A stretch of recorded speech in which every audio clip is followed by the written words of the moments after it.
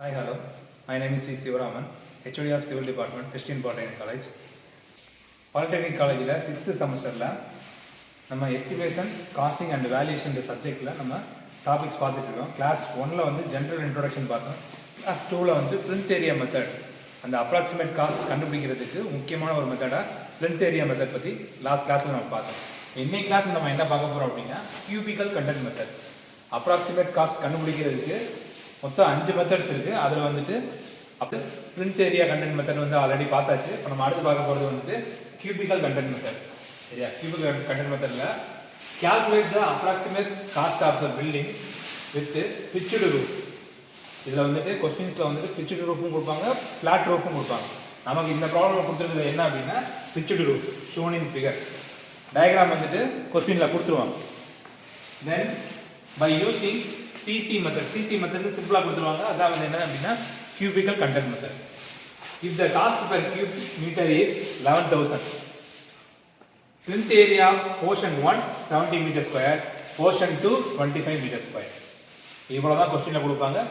டயகிராமும் வந்துட்டு क्वेश्चनல கொடுத்தாலும் அதை யூஸ் பண்ணிக்கலாம், இல்ல அப்படினா நம்ம வந்து அஸ்யூம் பண்ற மாதிரி இருக்கு. இதான் டயகிராம். portion 1 portion 2.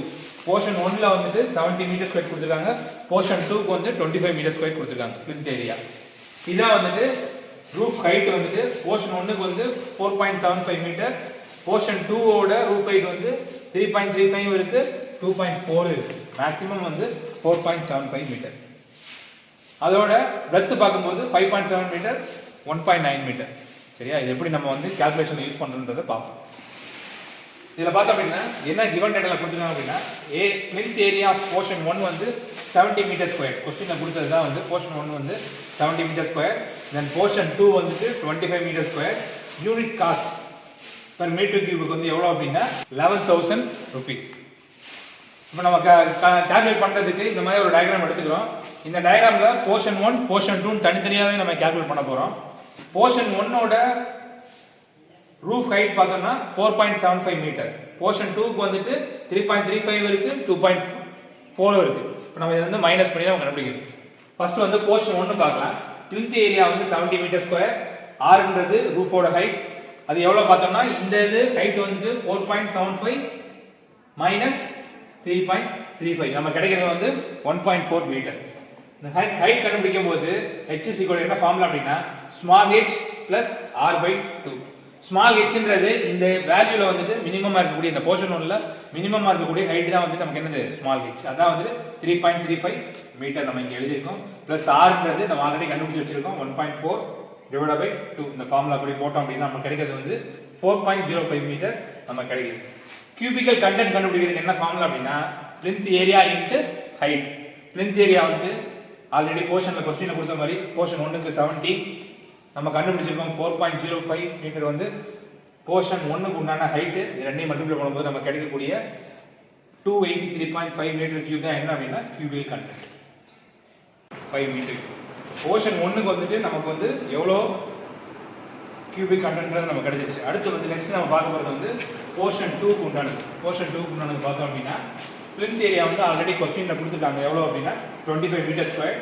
அதோட ஹைட் கண்டுபிடிக்கிறதுக்கு போன போர்ஷன் 1ல கண்டுபிடிச்ச போலவே வந்துட்டு ஃபார்முலா யூஸ் பண்ணுறோம். Capital H is equal to small h plus r/2.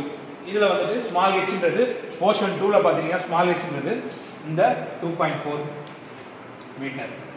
தென் வந்துட்டு r ன்றது வந்து என்ன அப்படின்னா இதுக்கு இது ரெண்டுக்கும் நம்ம எப்படி போர்ஷன் 1க்கு வந்து இது ரெண்டுக்கும் டிஃபரன்ஸ் கண்டுபிடிச்சோமோ அதே போல போர்ஷன் 2க்கு பார்க்கும்போது இந்த ரெண்டு வேல்யூக்கு உண்டான டிஃபரன்ஸ் தான் வந்து நம்ம r ஸ்மால் r எடுத்துக்கிறோம். 3.35 மைனஸ் 2.4 ஃபார்முலா இருக்கு போல டிவைடட் பை 2. போர்ஷன் 2 ஓட வேல்யூ வந்து நம்ம இத சிம்பிளிஃபை பண்ணோம்னா நமக்கு என்ன கிடைக்குது அப்படின்னா 2.875 மீட்டர் ஸ்கொயர். கியூபிக் கண்டென்ட் கண்டுபிடிக்கிறதுக்கு எப்படி போர்ஷன் 2ல போர்ஷன் 1ல கண்டுபிடிச்சோமோ அதே போல plinth area into height, plinth area value into height 25 இன்டு 2.875 நமக்கு கிடைக்கக்கூடிய value 71.86 metre cube. plinth area வந்து மீட்டர் ஸ்கொயர்ல இருக்கும் அதோட யூனிட், கியூபிக் கண்டென்ட்ங்கும்போது மீட்டர் கியூப்ல அதோட யூனிட் மாறிடும்.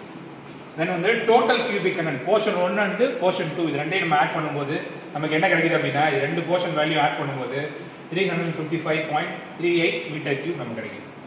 அப்ராக்சிமேட் காஸ்ட் கண்டுபிடிக்கும் போது நான் ஆல்ரெடி கொஸ்டினை கொடுத்தது போல 1 மீட்டர் கியூபுக்கு வந்து அப்ராக்சிமேட் காஸ்ட் வந்து எவ்வளோ சொல்லியிருக்காங்க 11,000.